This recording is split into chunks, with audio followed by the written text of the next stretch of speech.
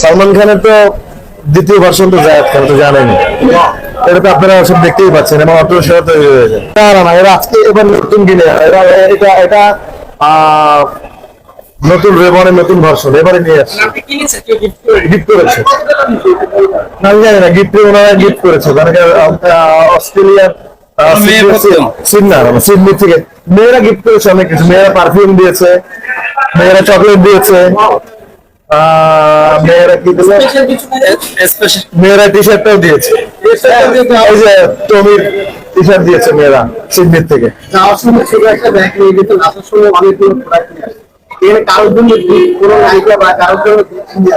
নায়িকাকে দিলে তো অনেক নায়িকাকে দিতে হবে। আমার ফ্যামিলির লোকজন আছে না, তাদের জন্য আছে। আমার পছন্দের মানুষ আমার পছন্দের মানুষ, মিশনে আমার পছন্দের মানুষ।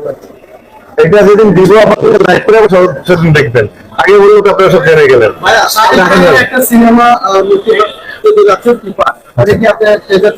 না দেখিনি, আমি শুনেছি অনেক লেখালেখি কথাবার্তা হচ্ছে। আমি আসলে টাইমে তো ডিফারেন্স আমি দেখতে পারি নাই। আজকের থেকে নামলো, আজকের থেকে আবার বাংলাদেশের কালচার দেখবো ইনশাল্লাহ, আশা করি। সালমান খানের মতো আপনি 6 জন নায়িকা নিয়ে একসাথে আমি তো সালমান খানের তো দ্বিতীয় ভার্সন তো জায়েদ খান তো জানেনি, এটা তো আপনারা সব দেখতেই পাচ্ছেন এবং অটো সেরা তৈরি হয়েছে।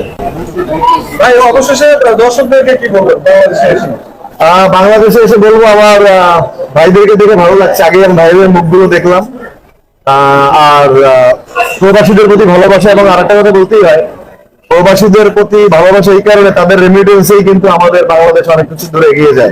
তারা রেমিটেন্স যোদ্ধা।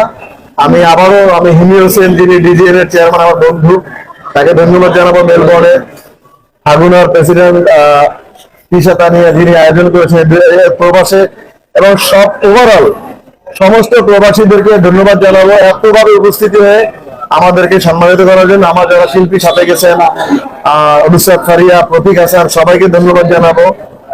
আর আগামী যে শোতে আমি যাচ্ছি লন্ডনে 26 তারিখে এবং 27 তারিখে বাঙালি ফেস্টিভ্যাল, সবচেয়ে বড় বাংলাদেশে, যেখানে হাজার হাজার মানুষ স্টেডিয়ামে হবে, হাইল্যান্ড স্টেডিয়ামে, সেখানে সমস্ত বাঙালিদের আমন্ত্রণ জানাবো লন্ডনে এসে আমাদেরকে উৎসাহিত করার জন্য, আমাদের অনুষ্ঠান উপভোগ করার জন্য।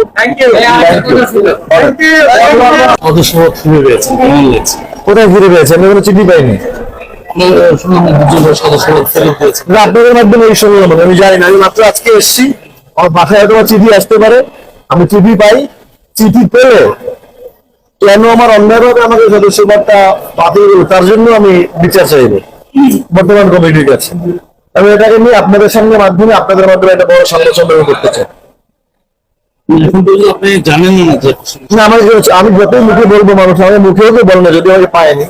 আমি আজকে এসেছি, চিঠি দিব। একটা মানুষকে সদস্য দিতে তাকে চিঠি দিতে হবে, চিঠিটা পেলে আমি বুঝতে পারবো।